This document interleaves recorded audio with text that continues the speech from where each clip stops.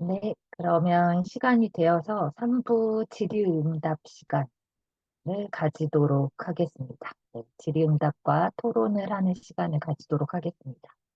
어, 사전 질문들을 제가 받아 놓은 것이 있는데요.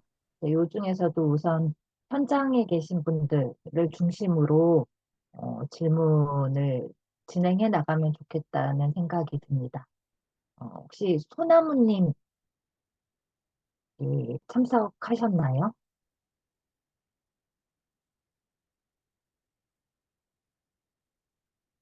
소나무라는 이름으로 질문을 올려주신 분이 음, 참여하셨을까요?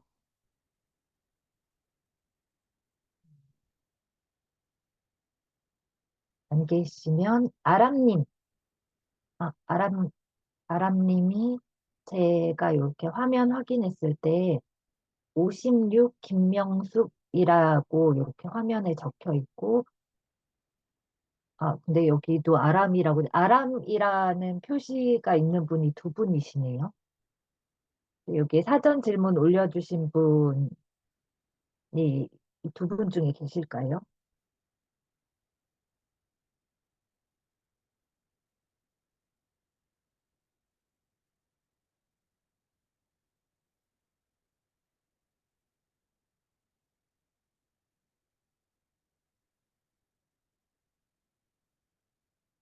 네, 여기 그 사전 질문에 아람님, 김명숙님 이렇게 두 분이 계셔서 먼저 여기 현장에서 이 질문을 사전에 올려주신 질문을 혹시 직접 이야기해 주실 분이 계시면 먼저 얘기를 해주시면 감사하겠습니다.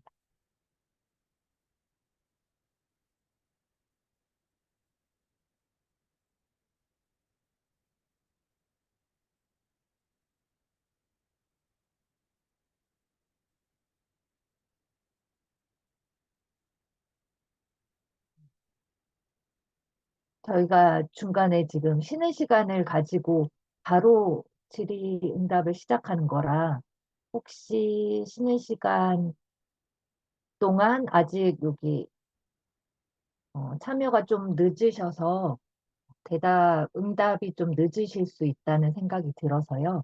그러면 혹시 지금 현장에 계신 분들 중에 바로 어떤 질문이나 의견이 있으신 분이 계시면 바로 어떻게 하는 게 좋을까요? 마이크를 켜고 바로 말씀을 해주셔도 좋을 것 같습니다.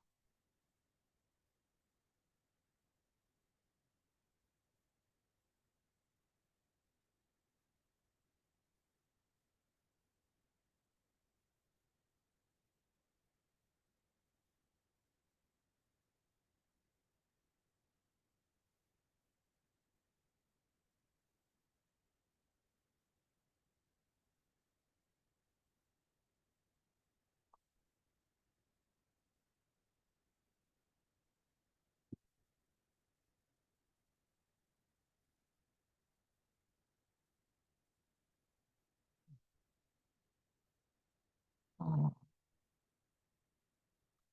그러면 바로 이제 뭔가 질문이 생각나는, 지금 다들 질문을 생각하시는 중이신 것 같으니까요. 그럼 제가 사전 질문을 받은 것 중에 먼저 약간 마중물 삼아서 제가 대독하는 형식으로 이렇게 질문을 공유하는 것이 좋을 것 같습니다. 일단 아람님과 김명숙님께서는 여기 참여하고 계시니까 이따가 직접 얘기를 해주시면 더 좋을 것 같고요. 그 전에 이제 소나무님의 질문입니다. 일상적으로 그리고 실천과 실험할 수 있는 다른 방식으로의 살기, 라는 것과 관련한 조언을 부탁드린다. 라는 이제 발언을 해 주셨습니다.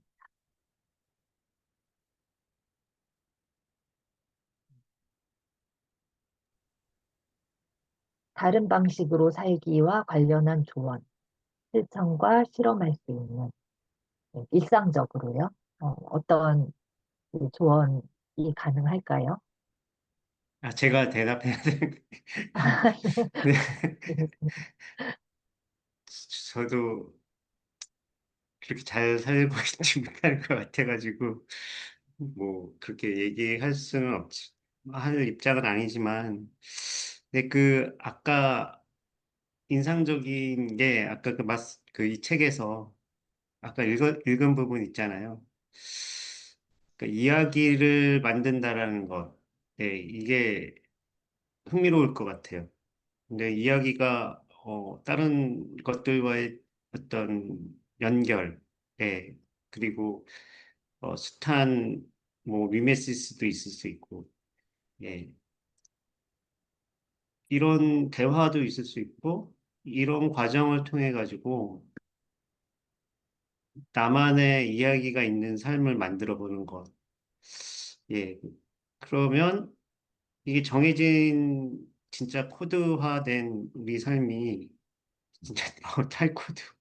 네, 그러니까 다른 방식으로 길이 이렇게 보일 것 같다. 다른 길이, 예, 하나의 길만 있는 것이 아니라 그러면서 자기를 자기 제작해 나가는 그런 삶, 뭐 이런 게 사실 뭐 코가 마지막에 생각했던 것도 이런 삶이 아닌가, 뭐 이런 생각이 드는데 저도 그렇게 못 살고 있습니다. 근데 그 번역을 하면서 야, 어떻게 하면 이렇게 살면 안 될까?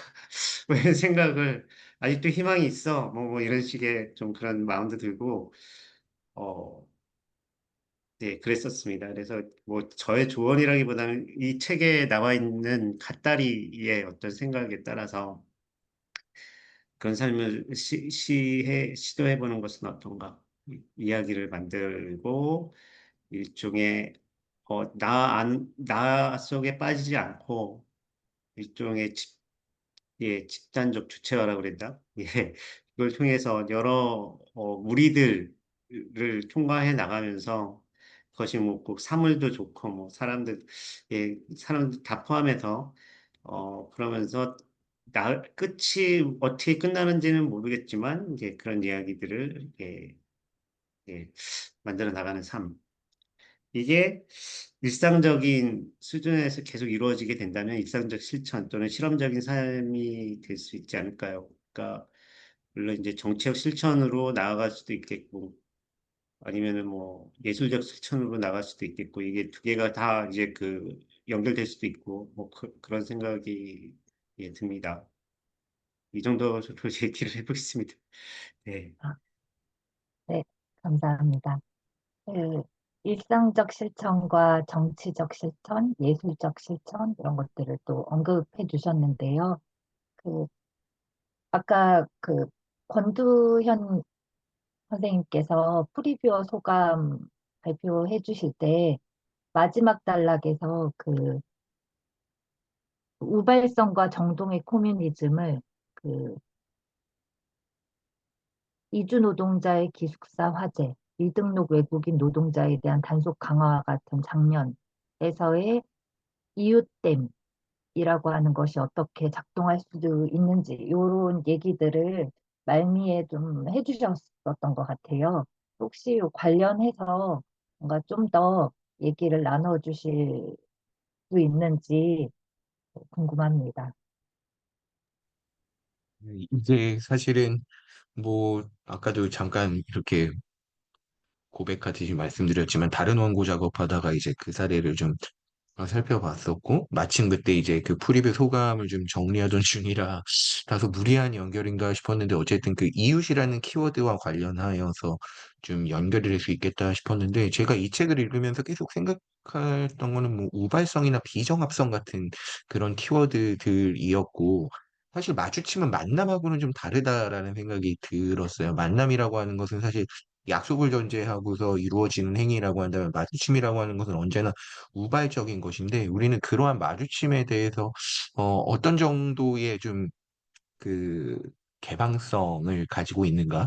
사실 한국 사회에서는 그렇지 않고 그 어떤 동일자적인 공동체 같은 것들을 이제 이웃이라고 생각하는 측면들이 좀 있는 것 같아서, 그때 이제 그 시위가 벌어졌을 때, 네팔 산업혁명들 시위가 벌어졌을 때도 명동성당을 왜 쟤들한테 주냐, 쟤들이 국민이냐, 뭐 이런 식의 이제, 반응들도 있었던 거로 확인이 되는데, 그런 것들이 사실은 이제 이 들레즈와 막스, 이웃의 코뮤니즘이 좀 제기하는 문제의식들과 좀 많이 우회하고 있다라고는 여겨지지만 그래도 좀 맞닿는 지점들이 있지 않을까라는 생각이 들어서 그냥 예, 한번 적어 보았던 것이고요. 사실 저는 이제 경제학 이론이나 이런 것들에 좀 어둡다 보니 그런 마주침이나 이웃됨 이런 측면들 그리고 이제 비정합성이나 우발성 이런 측면들에 조금 더 이 눈길이 갔던 것 같습니다. 그리고 이제 노동자들이었잖아요. 그래서 이 노동자들과의 이웃되기라고 하는 것이 어떻게 보면 들레즈와 막스의 그 두 사람의 이제 그 사유의 공통 기반 위에서 좀 설명될 수 있지 않을까 이런 생각들이 좀 들었습니다. 아이고 중언부언했네요. 이상입니다. 네, 감사합니다. 뭐 관련해서 또 의견 있으시거나 뭔가 발언하시고 싶으신 분은 언제든지 어, 마이크를 켜고 얘기해 주시면 좋을 것 같은데요. 저희 이제 질의응답이기도 하지만 자유토론 시간이기도 하니까요. 그런데 그 요 마이크 음소거를 본인이 지금 할 수 있는 거지요. 아, 네네. 직접 이제 발언, 뭔가 하실 얘기가 있으시면 직접 음소거를 풀고 얘기를 언제든지 해주시면 좋을 것 같습니다. 혹시 아람님, 김명숙, 아람님 혹시 지금 오셨을까요?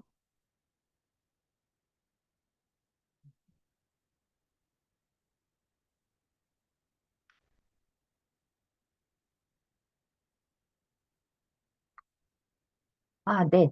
아람님 여기 사전 질문 해주셨는데요. 가능하시면,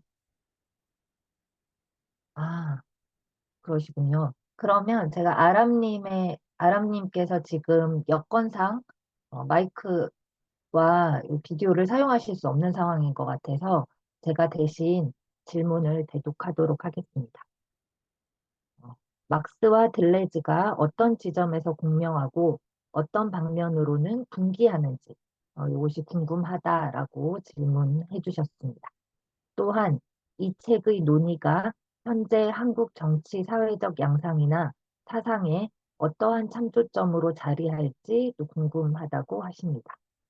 네, 그리고 이런 자리 만들어 주셔서 감사하다고 또 멘트 남겨주셨습니다. 그러니까 첫 번째 질문은 막스와 들레즈가 어떤 지점에서 공명하고 어떤 방면으로 또 분기하는가에 대한 질문이 우선 첫 번째 질문입니다.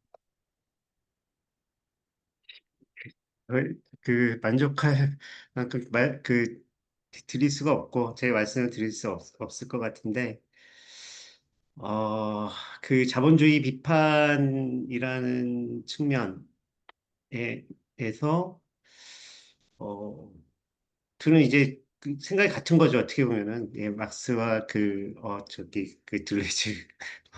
그런데 그러니까 자본주의로부터 어떻게 해방될 것인가라는 문제, 예, 이런 문제의식을 예, 다 갖고 있었던 것 같고 그런데 이좀 막스가 사실 19세기 중반에 이제 이론화가 된 거잖아요. 막스의 어떤 자본론이라든가.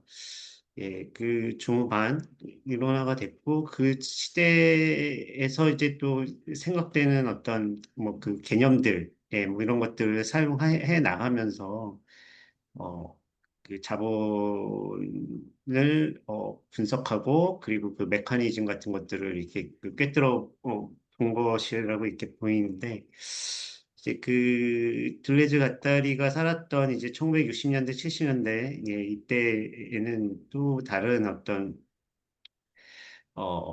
그 자본주의의 어떤 모습 같은 것들이 나타났을 거라고 생각하거든요. 그리고 어떤 문화라든가 그리고 개념에 대한 어떤 어, 그 당시 문화 어떤 사유의 지형 예, 이런 것들이 굉장히 다르고 그러면 또 다른 개념 같은 것들을 사용해 하면서 좀 발명하기도 하면서 예, 이론화를 했는데 그 이 속도 그러니까 이제 그 자본주의가 어떻게 그 막 탈영토화하면서 재영토화되고 이게 굉장히 많이 그 진행된 상태일 수 있죠. 1960년대 뭐 이때가 되면 60년대 70년대 되면 그리고 어, 자본이 굉장히 빠른 속도로 회전해 나가면서 그만큼의 어떤 그런 잉여 가치를 뭐 수탈이냐 아니면 뭐 뭐냐 잉여 가치를 획득하는 예, 그런 모습 같은 것 그리고 뭐 금융 자본이 굉장히 막 이제 굉장히 중요시 된다라는 것 뭐 이런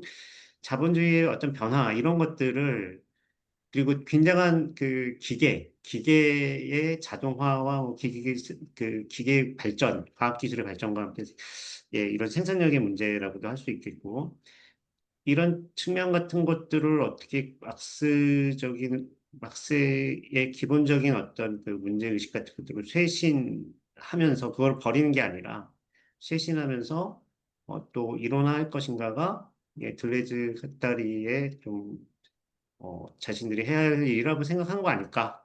뭐 그런 생각이 좀 듭니다. 그래서 굉장히 낯선, 어떻게 보면은, 사실 들레즈는 사실 둘 다 무슨 어, 철학자이고 한 사람은 어떻게 보면은 이제 그 의학 계통의 예, 사상가였죠. 예, 갓다리도.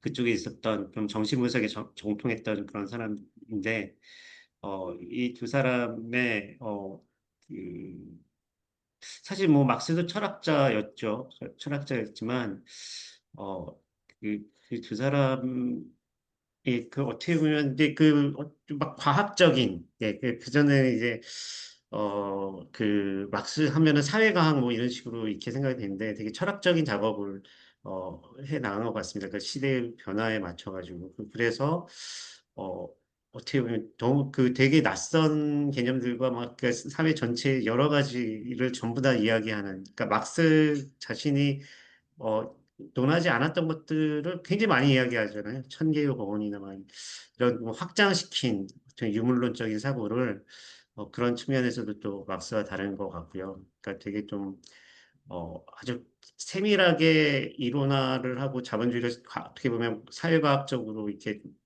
이 그, 어, 그 규명을 하려고 했다면 굉장히 철학적인 작업으로 예, 굉장히 넓은 어떤 그 분야 같은 것들을 전부 이렇게 섭렵하면서 이렇게 해 나갔다라는 것이 또 들레즈 가따리와 막스의 또 이제 다른 점인 것 같고 예, 뭐 그렇습니다. 예, 근데 모르겠어요. 그러니까 이렇게 분기해 나갔다? 이게 원래 막스주의였다가 뭐 이렇게, 막스주의를 이렇게 나갔다기보다는 이게 철학자와 정신의학자가 막스주의로 이렇게 들어간 것 같아요. 자기의 어느 정도의 어떤 어, 철학적 사유를 이게 형성시켜 놓은 다음에 막스와 접속을 하고, 이 막스를 새로운 어떤 철학적 방향으로 막스주의라고 그럴까? 예, 어, 형성해 나가려고 하는 그런 의욕이 있었던 것이 아닐까, 이 둘의 그런 생각이 들거든요. 그래서, 어디 들어왔다가 나가고 이런 것이 아니고, 이렇게 막스를 다시 쇄신, 막스주의를 그렇게 하려고 했다. 그래서 뭐 들레즈와 그러니까 갓다리와 자기는 완전한 막스주의자다. 뭐 이런 얘기를 한 것이 아닐까. 뭐 그런 생각이 듭니다.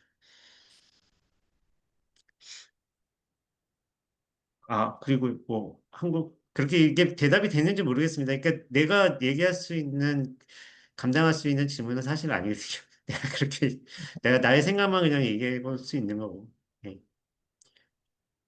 두 네. 두 번째가 번째, 이어지는 질문이 한국 정치 사회적 양상이나 사상에 이 책의 논의가 어떤 참조점이 될 수 있는지 또 이어서 질문을 해주셨어요. 사실 제가 이 책을 번역하면서 일본적인 어떤 좀 특성 같은 것이 있는 거 아닐까? 뭐 이런 생각이 들었어요. 왜냐면은, 안 그럴 수도 있지만 좀 그 혁명을 사유하려고 하고 혁명의 길을, 그렇긴 하지만, 어, 그 정치사, 그리고 이제 철학서적 이라고 할 수 있, 철학적 에세이? 예, 그런 서적인 것 같은데, 일본 사회에서 무슨 일이 벌어지고 있고, 뭐, 이런 것들이 너무 참조가 안 되어 있는 느낌이 들어가지고, 물론 그렇게 얘기하면 안 되는 것일 수도 있겠지만, 그, 그게, 예, 그 사회, 이렇게 얘기할 수는 없을 것 같습니다. 근데 되게 다이나믹하잖아요, 한국은. 막 네, 별일이 막 다 일어나고. 근데 일본 사회에서도 분명히 뭐 여러 가지 사회적 사건들이 많이 있을 텐데, 그것이 이 책에 좀, 이렇게 들어와 있지 않아서, 지금 현실 잘 모르겠고, 일본 사회에 무슨 일이 벌어지고 있는지. 뭐 그런 틈에 좀 아쉬운 점이 있었거든요. 아쉬운 점이 있었는데, 근데 물론 그렇다고 뭐, 뭐, 어떤 일이 일어나는 것을 자꾸 이야기하고 거기에 대해서 길을 모색하고 이것도 굉장히 중요함에도 불구하고 그 또 어떻게 보면 이러한 사유의 길을 찾는 것, 그 급진적 사유의 길을 찾는 것도 필요한 것이 아닌가, 우리도. 뭐 그런 분들이 계시겠죠, 한국에서도. 한국에서 제가 좀 공부를 많이 안 해가지고. 근데, 근데 이 책은, 그런 거 있어요. 그러니까 이 마스모토 씨가 굉장히 어, 함부로 얘기하지 않으려고 하는 사람이구나. 뭐, 또는, 쉽게 얘기하려고 하는 사람이 아니구나. 그러니까 하나하나 그냥 삽 들고 자기 길을 하나하나 이렇게 파내는 그런 느낌이 들었어요. 그러니까, 어, 쉽게 결론내지 않고, 예. 그래서 자기만의 어떤 사유 같은 것들을 자꾸만 이게 그 마주침을 통해 가지고 또, 형성해 내려고 하고, 그런 생각이 들어서 그 사유가로서 그리고 좀 신뢰할 만한 그런 느낌이 들었다. 그런 생각이 들었는데, 그리고, 하지만 이분은 철저하게 어떤 그냥 실천의 문제, 그리고, 이론이 갖고 있는, 그냥 막스가 생각을 했듯이 이론 자체만이 가지고 있는 어떤 그런 이데올로기성, 예, 이런 것들로부터 벗어나려고 자꾸 얘기를 하잖아요. 그런 걸 굉장히 의식하는 사람이고, 어, 그래서 그냥 하나의 그냥 철학적 작업으로 끝난다. 그것은 아니에요. 그러니까 굉장히 어떤 자본으로부터 벗어날 길을 자꾸만 찾는 거죠. 네, 그리고 그것이 그냥 사유 자체에만 그냥 그쳐버리면 안 된다는 것. 그러면 그 이데올로기화 된다는 것을 분명히 알고 의식하고 있는 분이죠. 그래서 되게 성실함 같은 것을 느꼈고 그리고 우리도 결국 그런 사유를 계속해 나갈 수밖에 없다라는 생각이 듭니다. 그러니까 어려운 것 같아요. 이게 쉽게 생각될 수가 없는 이 세계가 예, 쉽게 결론 내리고 막 이렇게 가고 그럴 수가 없는 세계여가지고, 산도 그렇고, 예, 예, 이런 책이 좀 필요하다. 뭐 이런 책만 있으면 안 되고, 네, 그런 생각이 좀 듭니다. 우리에게 사고 훈련을 좀 시켜주고, 좀 이렇게 하나, 나왔기를 다시 생각해 보게 만드는, 어디서부터 시작할까, 어디로 뚫고 나갈까, 이런 걸, 그런 면에서는 좀 의미 있는 책이 아닐까 그런 생각이 듭니다. 예. 뭐 이 정도로 하도록 하겠습니다.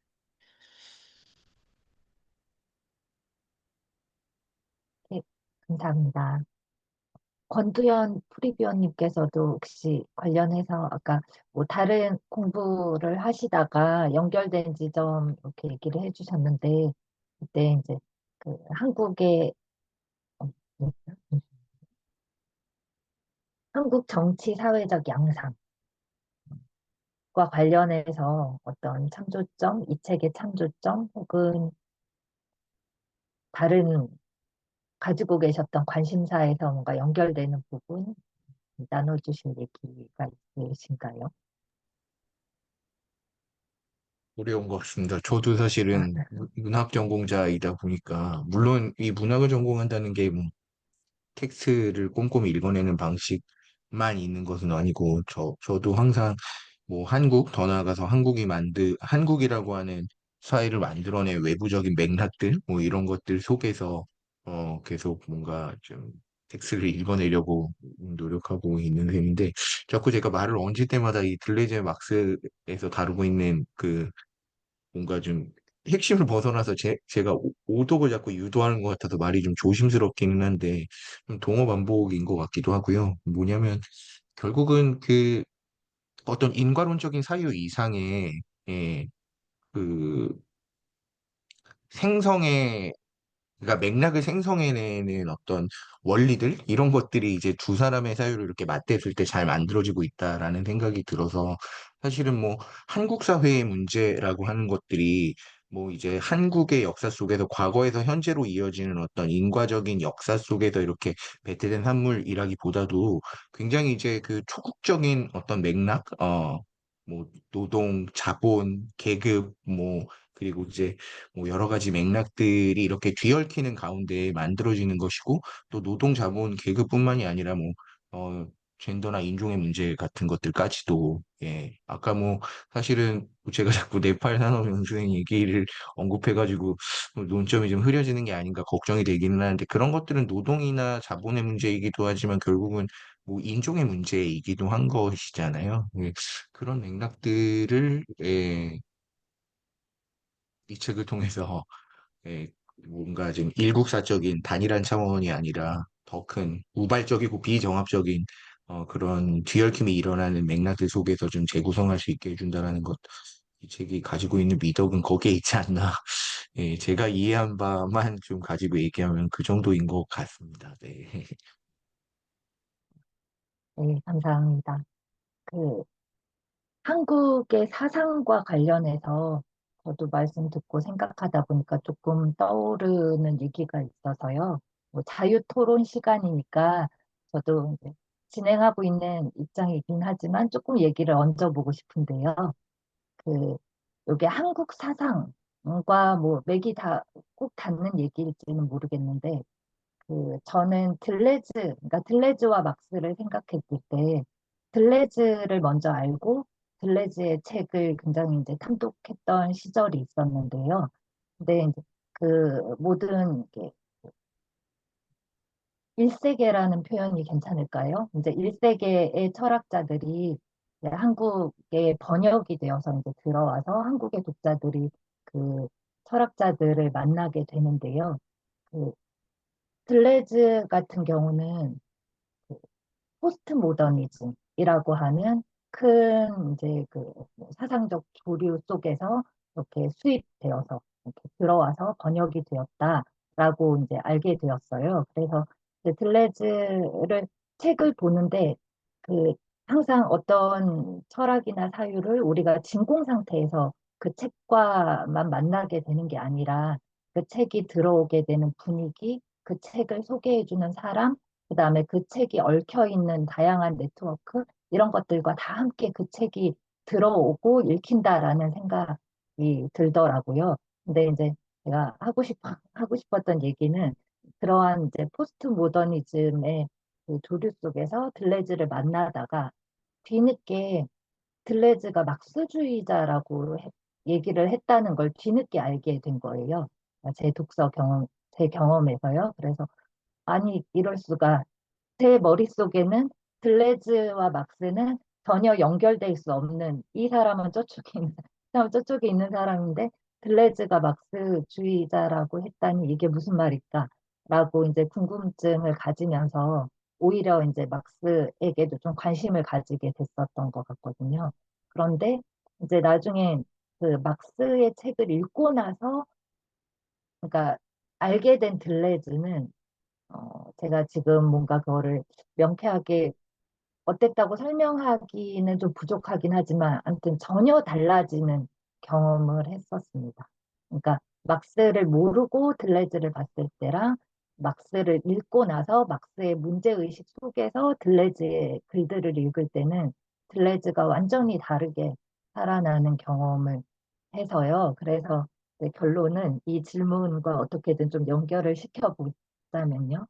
이 한국의 어떤 사상적 조류 속에서 들레즈와 막스가 어떻게 읽히고 있는가라는 거를 좀 잘 우리가 살펴야 되지 않나라는 생각이 들고, 왜 들레즈는 따로, 막스는 따로 이렇게 읽히는 게 아니라 그 둘을 합해서 그 둘의 이야기를 함께 사유하는 것이 굉장히 중요하고, 어, 그래서 그런 취지에서 들레즈와 막스라는 이 번역서도 굉장히 중요한 책이 아닌가라고 생각을 했습니다. 그리고 이 책을 번역해 주신 역자님께 다시 한번 감사를 드리겠습니다. 네, 저도 이제 순간적으로 떠오르는 생각을 좀 중원부원 이야기를 해봤고요. 자유토론 시간이니까 또 생각나는 바가 있으시면 얼마든지 자유롭게 음소거를 켜고 또 의견이나 발언을 해주시면 좋을 것 같습니다. 어, 근데 여기 호나무님께서 채팅창에다가 글을 좀 올려주셨는데요. 제가 이 채팅창 글을 간단히 공유하는 게 도움이 되겠지요.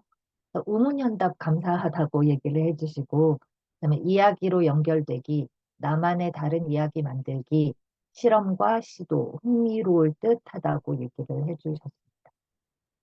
책도 꼭 사봐야겠다고 얘기를 해주셨고요. 네, 답변 듣다가 무감각에 잠겨 허우적 와중이라 탈출 혹은 덜 해롭게 무감각 상태와 공존하기에 대해서도 조언 가능하실지 두 번째 우문을 드리며 현답을 기대하신다고 이렇게 또 올려주셨습니다.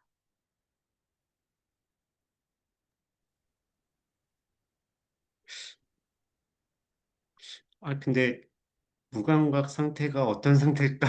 난 그걸 생각하고 있었어. 어떻게 이거는 도인이 된 것일까? 근데 아마 느낌은 좀 우울한 상태? 예. 아무것도 이제 기호로 다가오지 않는, 그러니까, 예, 자극이 안 되는 삶의 어떤 그런 상태를 얘기하시는 것 같아요. 그런 것 같은데, 그래도 덜 해롭게 이 상태와 공존할 수 있을까? 저도, 저는 술을 권할 것 같은데요. 술-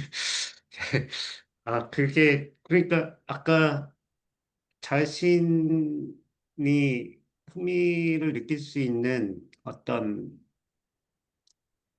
또는 이제 뭔가 이게 아까 정동 이야기했는데 정동이 가동됐다고 할까요?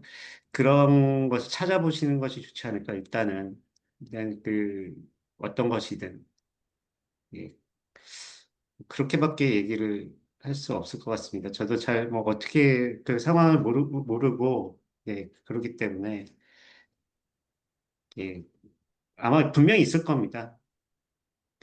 무감각 상태에서 벗어난 무엇인가, 감각을 막 이렇게 움직이게 만드는 무엇인가가 분명히 있을 것 같아요. 분명히 있습니다. 그걸 찾아보시면 그런 생각입니다. 예.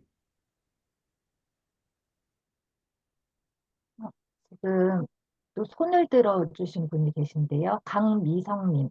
네, 제가 네, 잠깐 질문할게요. 아까 역재님께서 이렇게 말씀하시다가 사고를 유발시키는 이런 책들이 유용하다고 그러셨어요. 근데 우리가 들레즈를 보면 우리의 보통 전통적인 한국에서 삶에서 우연이나 그리고 꼭 눈에 보이는 결과만이 아니라 눈에 보이지 않는 사건들이 현실화되는 것들을 또 많이 경험하잖아요. 그래서 사실 조금만 깊이 삶을 생각한다면 들레즈적으로 생각하는 것이 좀 도발적이거나 급격한 게 아니라 참 일반적이라는 느낌도 들어요. 근데 이제 wak자님께서 말씀하시기를 맨날 이렇게 생각할 수 없는 부분이 있다라고 말씀하셔서 왜 우리 사회는 이런 사고를 일반화시키지 않고 왜 꼭 이상한 사고라는 그리고 평범하지 않은 사고라고 하는 그런 조류가 형성이 되었을까요?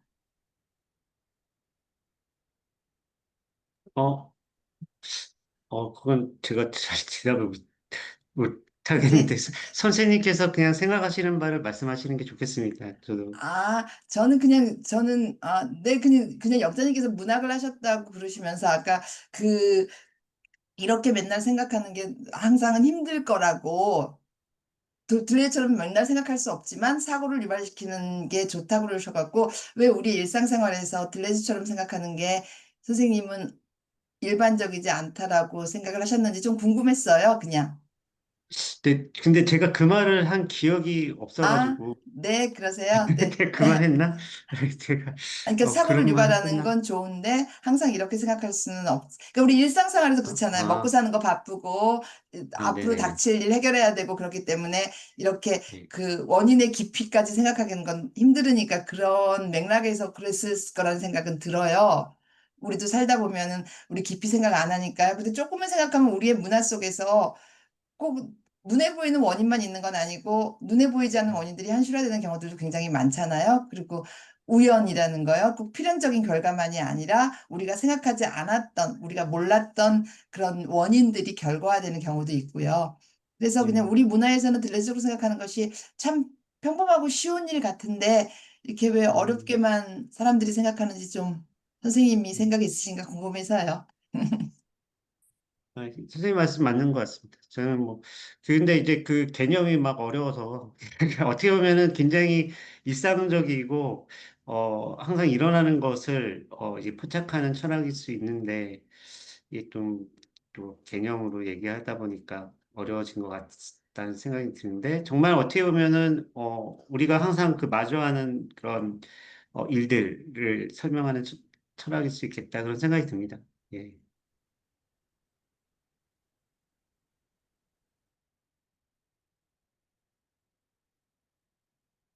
네. 그러면 김명숙님 또 자리에 계실까요, 지금?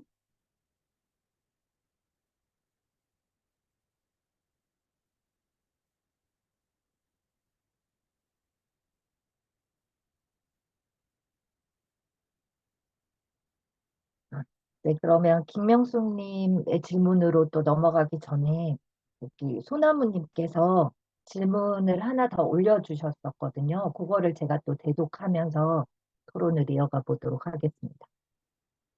자본, 그다음에 돈, 화폐. 자본은 돈은 화폐.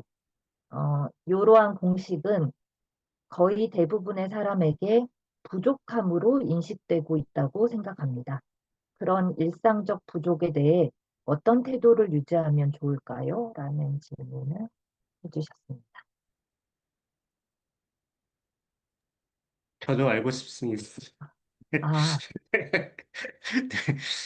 네, 그런데, 그, 진짜 뭐, 굉장히 중요한 거죠. 돈이라는 것이 정말 중요해서, 그 힘을 느끼잖아요. 그, 삶을 좌지우지하게 만드는 그 힘. 근데, 그래서, 그렇지만, 어, 그것에, 막 이렇게 뭐, 이렇게 초연한 듯하게 살 수도 없는 거고, 하지만 또, 일종의 그래도 그 먹히지 말아야지 뭐 이런 느낌도 있고 그렇다고 하더라도 먹히지 않고 그 자본과 화폐에 나 자신의 어 존재성이라고 해야 될까? 예, 뭐좀 고유성, 실존성, 뭐이 주체성, 뭐 이런 것을 뭐 이런 걸 이제 살려가면서 살아가야지라는 생각은 하는 거죠. 그래서 그렇게 살아가라고 뭐 이런 책도 있는 것 같고, 들레이 같은 그런 사람의 책도 있는 것 같고, 거기에 먹혀버리면은 좀 삶이 너무나, 물론 돈을 또 많이 벌면 모르겠습니다만, 거의 대부분이 그 못 벌잖아요. 근데, 그, 근데 거기에 그냥 목이 메어가지고 살면은 좀 불행하지 않을까. 뭐 그런 생각도 들고 그래서, 그것이 항상 부족하죠. 그 부족한데, 거기에 그 삶이 묶이지 말자. 예. 그것의 그 위력을 무시하지도 않아야 되겠지만, 예. 그런 생각도 있습니다. 그런 생각, 그렇게 말씀드려야 될 것 같아요. 네, 또 양준호님께서 손 들어주셨는데요. 네, 양준호님 발언 아, 부탁드립니다. 예. 네, 안녕하세요. 발음 가능합니까, 지금? 예. 네, 네, 말씀하시면 됩니다. 아, 예, 예. 오늘 우리 이승혁 선생님 발제 강연 잘 들었고요. 또 아주 어려운 책 번역해내시느라 정말 수고 많으셨습니다.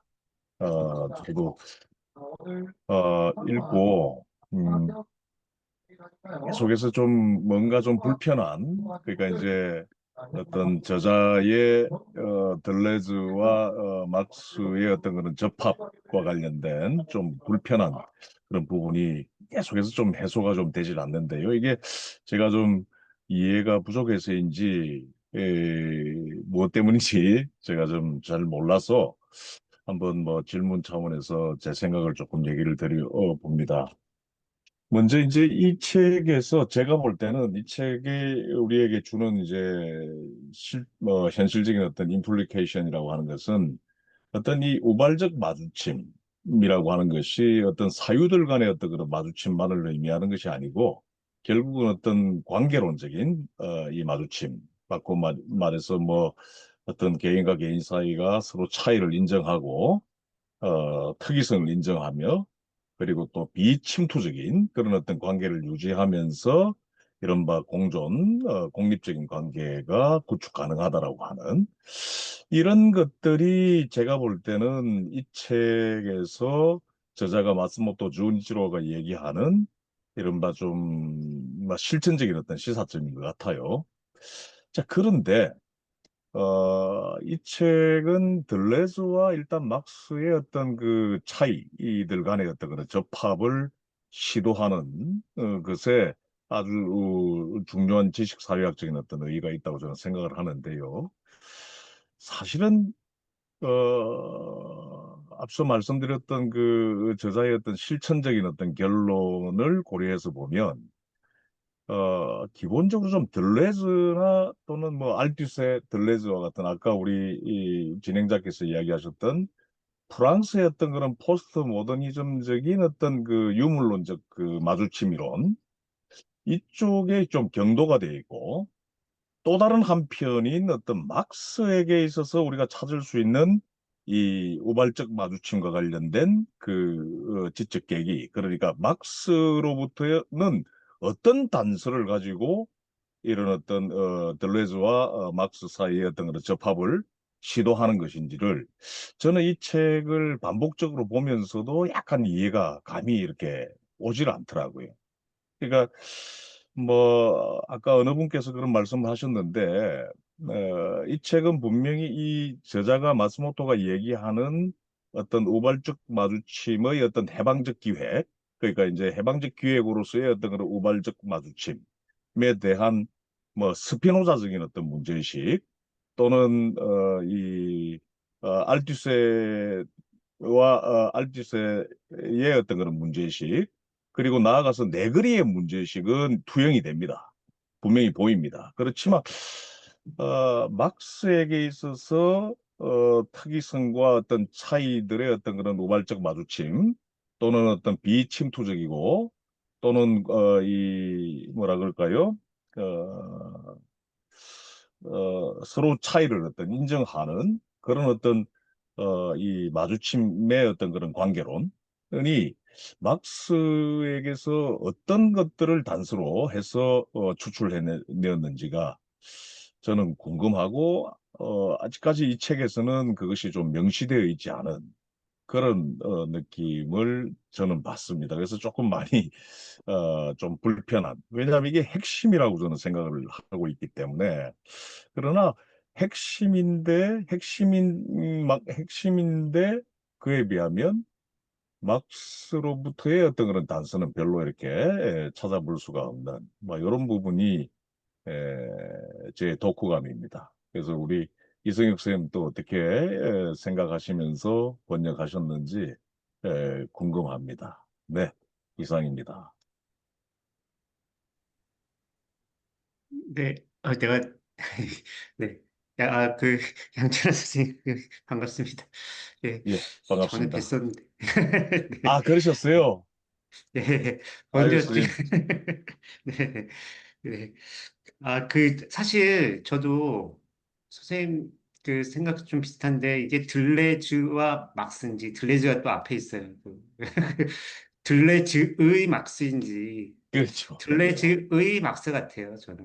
아, 그런데 음, 그래도 막스를 좀 뭐라 그럴까 들레즈의 해석에서 벗어나서 그 막스만 이렇게 주목하는 그런 부분도 있긴 있습니다. 있긴 있는데 그게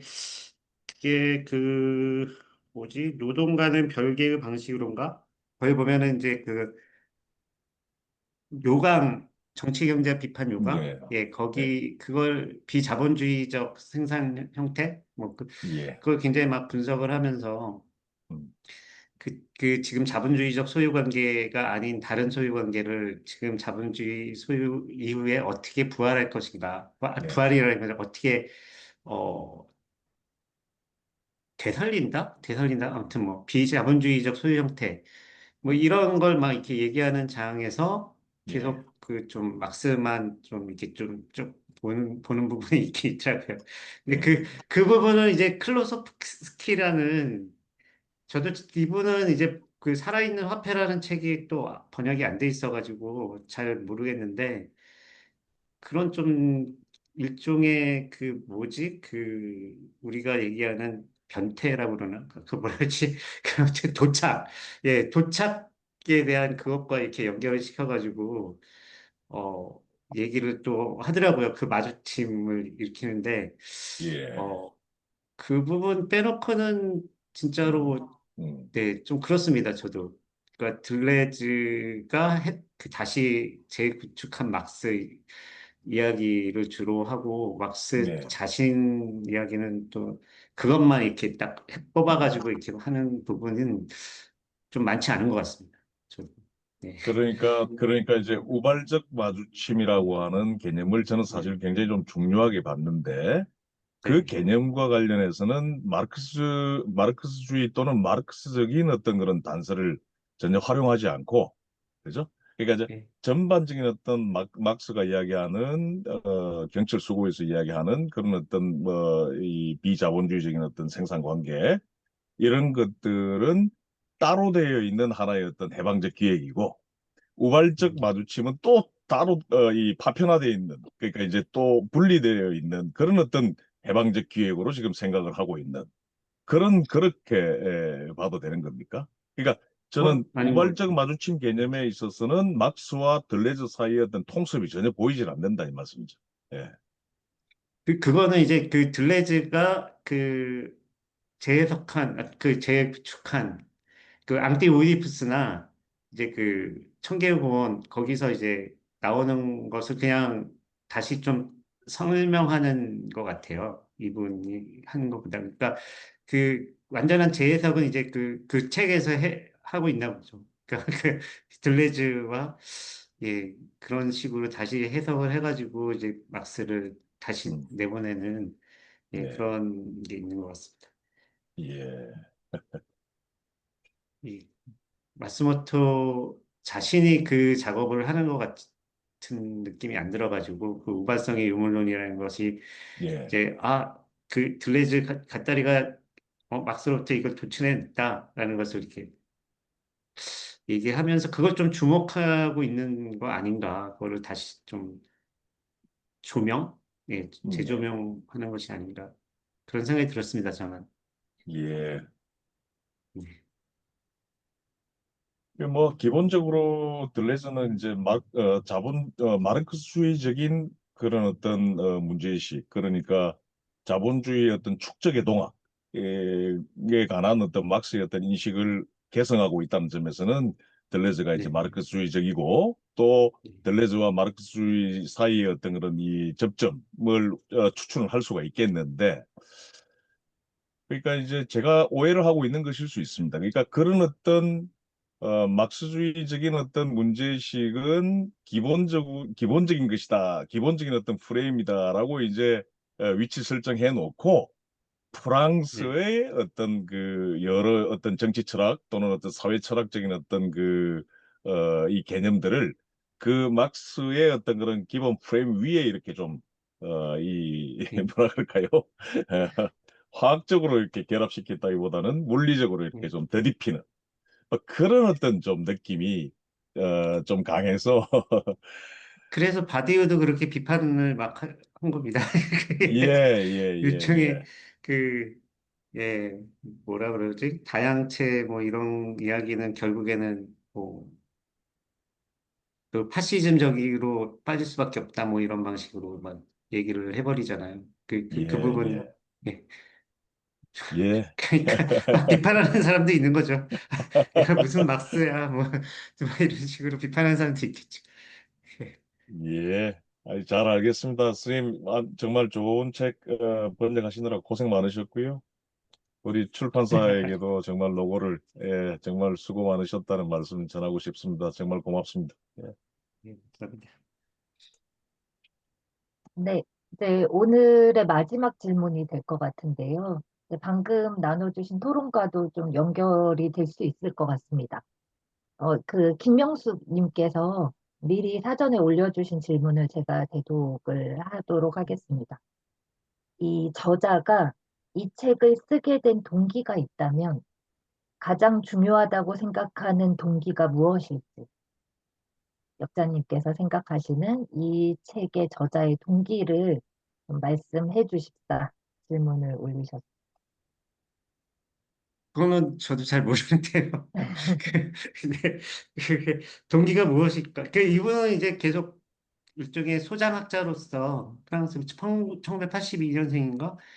예, 굉장히 어떤 뭐 자본주의에 대한 비판 의식 같은 것을 가지고 있으면서도 현대 사상에 대해서 현대 급진주의 사상 이런 것에 예, 관심이 있었겠죠. 그래서 이 두 개의 어떤 그 문제의식을 가지고 어떻게 어, 사상적 고투를 할 것인가, 뭐 이런 것이 아닐까. 자본주의를 벗어나는 길을 어떻게 찾을 것인가. 사실 그게 쉽지 않으니까 뭐 자본주의 리얼리즘이라는 말도 나오고, 예, 막 그분은 자살하기도 그랬잖아요. 예, 그랬을 것 같고, 1980년대 일본 젊은 층들이 사실 되게 뛰어난 막스주의자들이 많이 나오는 것 같아요. 그러니까 80년대 뭐 사이토 고헤인가 뭐 이런 사람도 있고 뭐 이렇게 번역이 그래서 어떻게 보면 되게 젊은 학자들이 30대 40대 학자들이 이제 일본에서는 또 달리 막스주의를 쇄신하고 현지화시키려고 하는 그런 움직임이 좀 있는 것 같다. 그런 느낌이고, 네, 맞습니다. 그 우발적인 유물론은 맞아요. 저기 막스주의에서도, 그러니까 뭐 알티세르나 이런 사람들이 이야기한 거죠. 이야기했는데, 어, 그걸 이제 우발성의 유물론이라는 말을 표현을 방티 오이디푸스나 이런 데서 직접적으로 한 것 같진 않아요. 근데 그거를 아마 마스모토 씨가 이제 이거 우발성의 유물론으로 이렇게 그거를 되게 정교화시킨 뭐 그런 것으로 본 것이 아닌가 그런 생각이 드는데, 예, 그게 꼭 들레즈적인 것만이 아니라 후기 알티스트를, 예, 뭐 그런 식으로 이제 피연성으로부터 해방시키려고 하는 마스지. 예, 그런 움직임이 있었고, 그것과 굉장히 공명을 하고 있는 것 같습니다.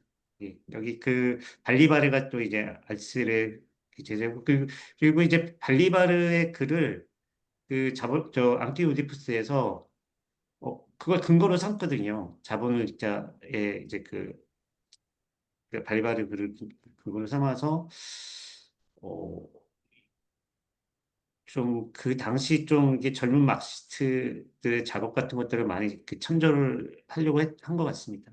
들레즈나 앙티오디푸스나 뭐 이런 책에서. 예.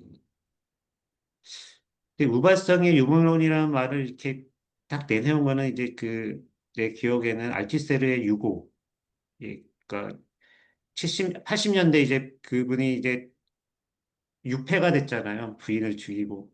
그래가지고 물론 이제 정신병 나을 혼자 이제 있지만 거기서 쓴 이제 책이 뭐 철학과 막스주의인가? 거기서 이제 우발성의 유물론이라는 것을 이제 내세웠고, 그래서 이제 막스를 어떻게 보면 해결주의로부터 완전히 해방시키고자 하는 그거를 이제 그 막스의 어, 초기 저작 맨 데모크리토스와 에피쿠로스 철학 체계의 차이인가?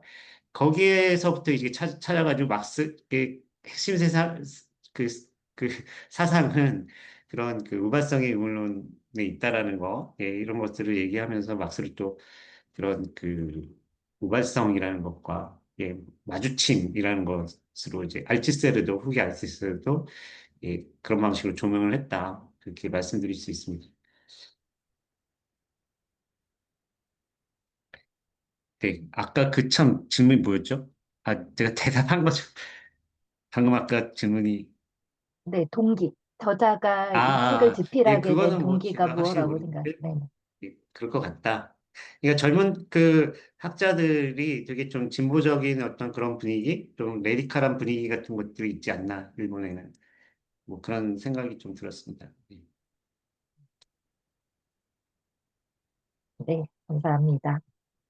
오늘 사전에 올라온 질문에 대해서는 다 이야기를 나누었는데요. 시간이 조금 남았는데 혹시 현장에서 꼭 이 제가 이야기는 하고 싶다. 네네.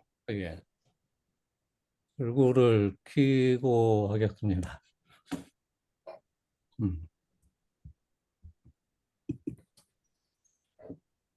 아, 안녕하세요. 반갑습니다. 죄송합니다. 예, 네, 누구신 분? 예. 이게 오랜만이에요. 음, 인사는 뭐 다음에 또 드릴 수 있다고 생각이 들고, 아까 저는 질문 중에서 그 무감각하고, 그 다음에 돈에 대한 부족함, 예, 질문하신 분들이 계셨는데, 그 점에 대해서 들으면서 떠오르는 게 있어가지고, 한두 말씀 드리고 싶어서, 어, 마이크를 켰는데요.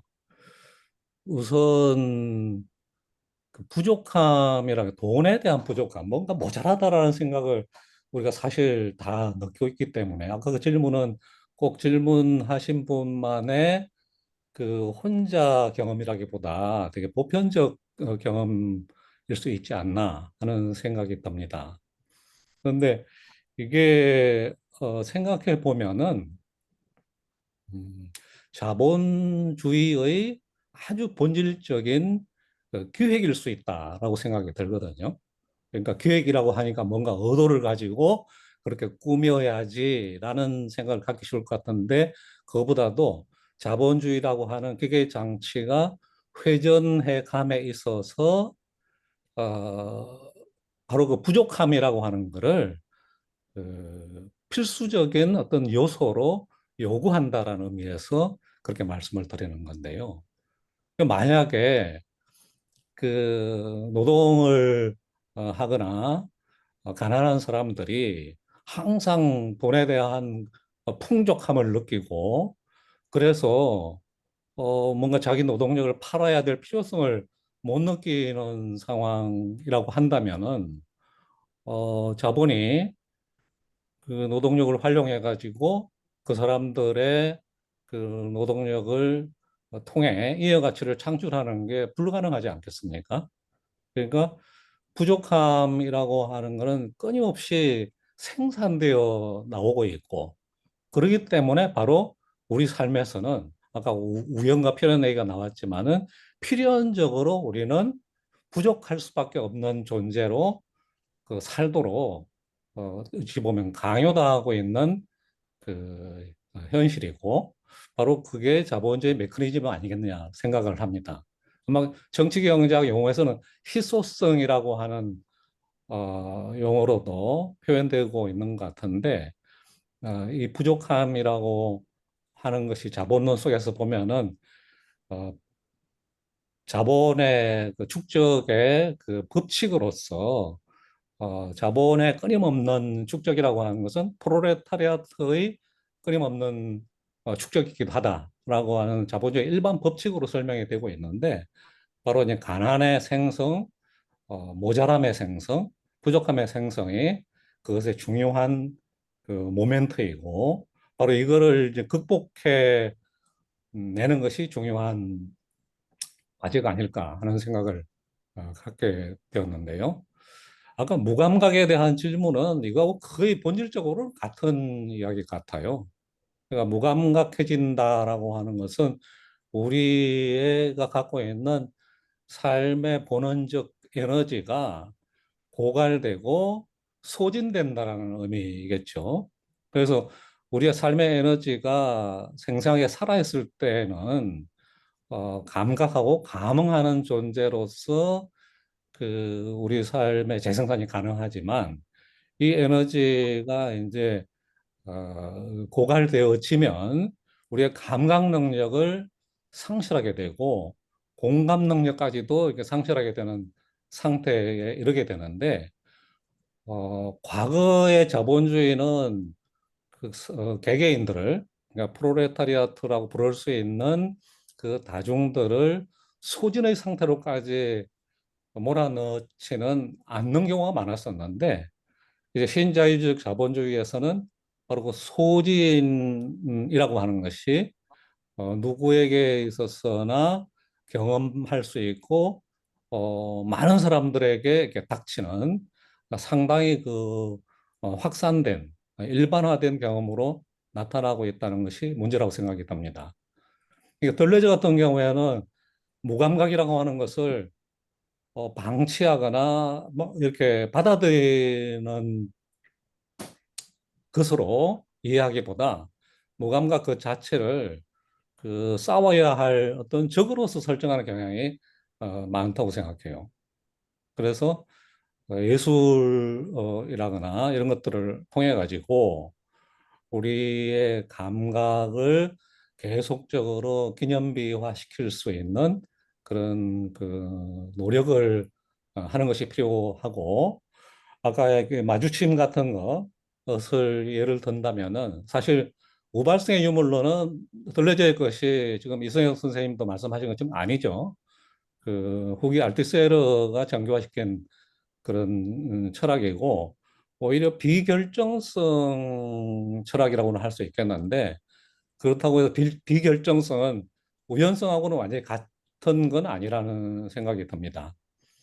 그런데 어쨌건 마주침이라고 하는 문제는 매우 중요한 문제이기 때문에 바로 타자와의 관계를 통해서 바로 그 무감각 상태에서 벗어날 수 있는 그 모멘트를 찾아 나가는 것이 굉장히 중요한 것이 아닌가라고 생각이 들었습니다.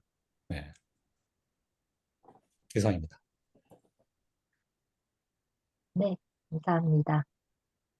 이제 25분이 되어서요. 오늘 역자 강연과 자유 토론 시간을 좀 마무리하면 좋을 것 같습니다. 그러면 끝으로 역자님의 나가는, 나가, 네, 진행자님, 나가는 말, 잠깐만, 죄송한데요. 예, 네네네. 예. 방금 조정환 선생님 말씀해 주신 것에 대해서 제가 좀 질문 하나만 간단하게요. 네, 네네. 네, 선생님, 그러면 지금 이른바 이 마주침이라고 하는 어떤 그 공간 내에서 이른바 이제 타자와의 어떤 그 상호작용, 을 통해서 어떤 무감각이라고 하는 것으로 그것에서부터 이제 벗어날 수 있다. 이런 말씀 마지막에 해주신 거 저는 뭐 아주 공감을 하는데요. 그런 어떤 랭콘트레, 그러니까 마주침과 관련된 어떤 마르크스주의적인 이 담론 또는 어떤 뭐 이런 논의가 원래 있었는지요? 그러니까 저도 알티세르에 의해서 이것이 이제 사실 조금 담론화되기도 된 것은 제가 주제하고 있습니다만은 막스의 어떤 문제의식에서 막스에게서 이걸 바로 이 추출해낼 수가 있는 부분이 있는 건지요? 음, 제 생각으로 이렇습니다. 일단 여기 마스모도라거나 혹은 알티세르도 마찬가지일 텐데요. 우발성의 마주침, 우연한 마주침이라고 하는 개념 자체가 막스를 해독하는 과정에서 나왔다고 생각하는데요. 그러니까 프롤레타리아트하고 부르주아지 이 책에서는 노동과 자본이라고 표현했는데 그보다는 오히려 노동자와 생산수단 혹은 생산수단을 가진 사람들이 역사 속에서 어떻게 만나게 되었는가 하는 그 문제의식이 자본론 속에서는 굉장히 중요한 비중을 차지하지 않습니까? 예, 만약에 노동자와 자본가가 만나지 않았다면은 자본주의라고 하는 건 결코 성립할 수가 없을 예, 테니까요. 예, 그래서 일단 이 만남의 문제가 역사 속에서 어디에서 주어졌고 어떤 식으로 만나가지고 그 만남이 발전하게 되었는지가 결국 막스가 풀어야 될 문제로 제기되었기 때문에 그 마주침의 문제는 막스에게 굉장히 본질적인 것으로서 내재하고 있다고 생각을 합니다. 근데 이제 어, 노동자와 그 자본의 마주침이라고 하는 것은 그 역사적 전사가 있잖아요. 그러니까 마주치기 전에 이미 예컨대 우리가 시초축적 장을 보면은 어, 그 생산 수단으로부터 농민이라고 하는 존재를 강제적으로 분리시키는 이야기가 서술이 되어 있는데 이 폭력적으로 생산 수단으로부터 생산자인 농민을 분리시켰기 때문에 이거는 마주침과는 정반대되는 경향이죠. 예, 이별하는 예, 예. 것이죠. 이 이별에 대한 서술이 그 나오고 있고 이 이별의 과정 때문에 결국 생산 수단으로부터 분리되어 있는 그 농민은 어떤 형태로건 살아나가기 위해서 산적이 되거나 즉 도둑질을 하거나 아니면은 도시로 올라와서 자기의 이제 그 생활 터전, 생활 수단들을 그 구해야 됐었는데 이 생활 수단을 구하는 과정에서 도시의 공장이라고 하는 것이 있다는 것을 발견하게 되고 거기에 이제 자기의 몸을 그 파는 것으로 나가잖아요. 여기에서 이제 새로운 만남이 시작되는 거죠. 이전의 만남인 농민과 토지의 결합이라고 하는 것이 강제적으로 결렬된 다음에, 즉 이별이 있은 다음에 강제적 이별을 만들어낸 다음에 사실은 자본이 새로운 만남, 새로운 마주침을 이미 예비하고 있었다라고 봐도 좋겠죠. 이게 이제 자본주의로의 이제 이행에 따른 과정에 대한 이야기이고 역사 속에서 보면은 그 시초 축적이라고 하는 건 끊임없이 지금도 계속되고 있는 것인데 그렇죠. 이쪽에 또 같은 이야기가 나오고 있다고 알고 있습니다만은 어, 아까 그 부족함에 대한 이야기 그거 같아요. 사람들을 계속적으로 가난하게 만든다고 하는 거는 나로부터 그 생존 수단, 생활 수단, 생산 수단을 끊임없이 분리시켜 나간다라고 하는 이야기가 되겠고, 바로 이 생존 수단, 생활 수단의 부족함으로 말미암아서 내 생을 유지해 나가기 위해서 내 몸뚱아리를 사줄 사람을 그 찾게 되는 것이 고용이라고 하는 현상이니까, 이 어떻게 보면은 자본과 노동의 마주침이라고 하는 건 그 우연하다기보다는 상당한 정도의 어떤 기획과 강제에 의해서 필연적으로 재생산되어 나가는 과정이라고 볼 수 있겠죠. 독일어에서는 필연이라고 하는 말이 노트 벤디 카이터인데 그 노트라고 하는 게 궁핍, 없다라는 말이잖아요. 없어가지고 이 없음에 밴딩이 구속되어 있는 그 상태 이게 궁핍인데 바로 이 궁핍 때문에 부족함 때문에 그 자본의 문을 두들기게 되고 취업 공급판을 우리가 바라보게 되는 것이잖아요.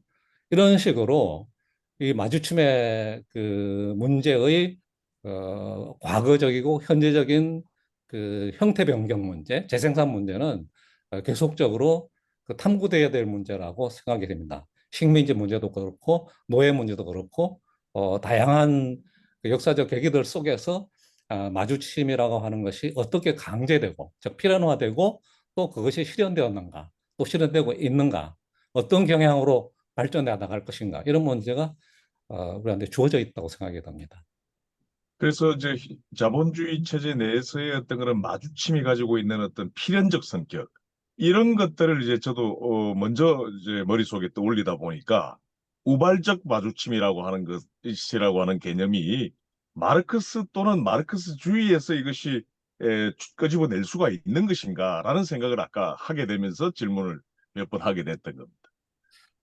그러니까 그 측면이 아까 이 책에서도 몇 페이지쯤 나오는지 모르겠는데 그 원시적 축적으로 인해서 그 마주침은 필연화된다라는 구절이 나오고 있는 걸로 알고 있습니다. 여기 음, 33쪽에 보면은 그게 나오는데요.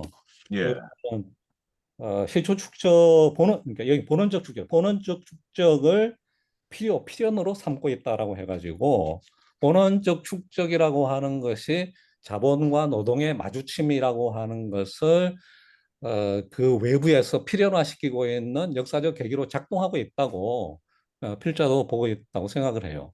그러니까 예, 그 그러니까 이 알투세르가 후기에 생각했던 그 해후의 유물론, 우발성의 유물론이라고 하는 것은 어떻게 보면은 그 1970년대까지 그 어떤 공산주의 운동이 그 직면했던 그런 그 좌절을 이론적으로 뛰어넘으려고 하다 보니 필연의 측면으로부터 너무 멀리 이렇게 몸을 빼는 그런 과정 속에서 나왔다라는 생각이 들고요. 물론 그게 뭐 필연성의 유물론으로 돌아가자라고 주장한 건 아니고 우연성의 문제는 과거에 그 막스 앵겔스 시대의 그 제2 인터내셔널의 결정론보다는 훨씬 더 이제 심층적으로 사고될 필요가 있다고 생각을 하지만 그럼에도 불구하고 필연성 대신에 우연성이라고 하는 쪽으로 넘어가 버리는 것은 과도하다. 저는 그렇게 생각을 합니다. 예, 이제 풀렸습니다.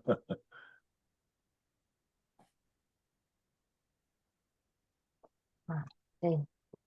까지 논의들 감사드립니다. 그러면 이제 역자님의 닿는 말을 끝으로 이제 세미나죠. 저희 강연회를, 역자님 강연회를 마무리해 보도록 하겠습니다. 닿는 말 부탁드립니다.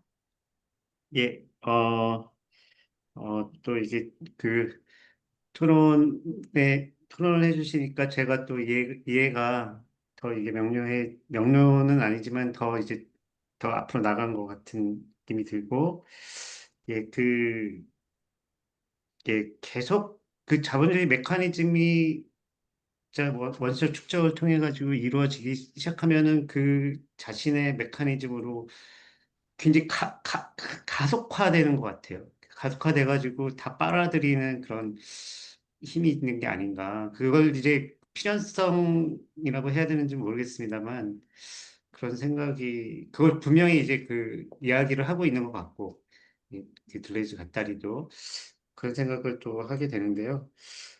제가 아까 이 책에 대해서 그 의의에 너무나 소극적으로 이야기를 했던 것 같아서 그걸 좀 이야기하면서 끝좀 맺도록 하겠는데, 그러니까 이게 이 책은 자본 커뮤니즘을 이야기하거든요. 그러니까 앞에도 이야기하고, 근데 사실 뭐 한국 사회에서 커뮤니즘 뭐 이야기를 어떻게 해? 그게 너무나 이상적인 거 아니면 좀 너무 북한 막 얘기하고 뭐 그럴 수 있는 그런 상황인데 그럼에도 불구하고 그 길을 뭐 여러 가지 우리가 앞으로 나갈 어떤 정책 방향이라든가 뭐 이렇게 얘기할 수 있지만 또 가장 근본에는 어떤 자본으로부터 어떻게 벗어날 수 있는가라는 어떤 그런 기획 그 바탕에 두는 것이 자꾸 잃어버리는 것이 아닌가. 그 어떤 정치사회 운동을 포함해서 어떤 지적인 운동에서도 그런 측면에서 이게 계속 그걸 강조하고 있는 그런 탈주와 어떤 커뮤니즘을 강조하고 있는 이런 그 일본 젊은 지식인의 좀 책이 의미가 있다. 다시 좀 근본으로 돌아간다? 아니 기본부터 한번 다시 생각해 보자라는 뭐 그런 의의가 있지 않을까라는 생각이 들고요.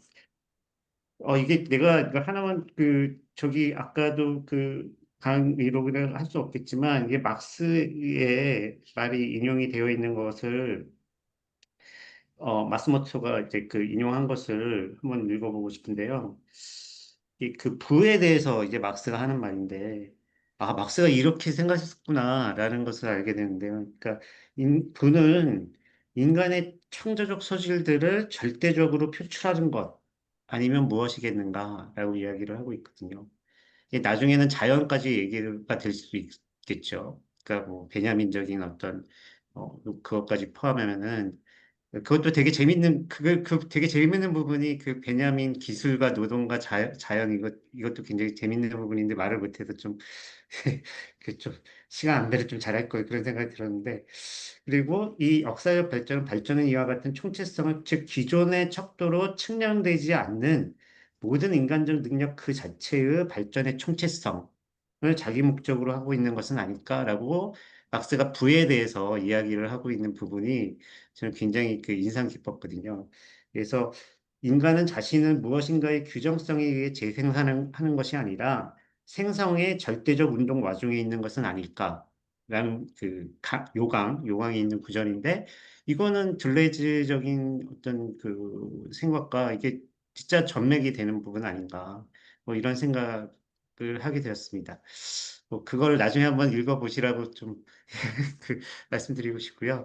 예, 사실 이 책 번역은 이게 나 혼자만의 작업이 아니죠. 그러니까 되게 오역도 많고 막 그랬었는데 퓨리버들이 되게 많이 잡아주셨고 그리고 이제 어, 또 이제 편집해 주는 김정현 선생님도 많이 잡아주셔가지고 이게 그 모든 사람들이 같이 만든 책이다라고 생각을 하고 또 뭐 이렇게 또 재밌는 해보니까 재밌네요. 되게 부담됐었는데 이 모임이 재밌는 자리를 마련해 주셔서 고맙고 예, 또 들어주셔서 감사합니다. 예. 네, 그러면 역장님의 닫는 말을 끝으로 오늘 행사를 마무리하도록 하겠습니다. 여기 밑에 김병숙님께서 채팅창에 올려주신 표현이 좋아서 요거를 좀 인용해서 행사 종료 멘트를 하도록 하겠습니다. 오늘 어, 멋지고 다정한 답변들 들려주신 프리뷰어 발표자 선생님들, 그다음에 모든 참여자분들 감사드립니다. 오늘 강의가 유익하셨다면 이 책 들레즈와 막스를 꼭 지역 도서관, 큰 도서관, 작은 도서관 다 가리지 말고 신청해 주시고요. 그다음에 갈무리 출판사의 다른 도서들에도 많은 관심을 부탁드립니다. 오늘 참여해 주셔서 모두 감사드립니다. 비 피해 없으시길 빌고요. 모두 안녕히 가십시오. 오늘 강연회를 마치겠습니다. 수고하셨습니다.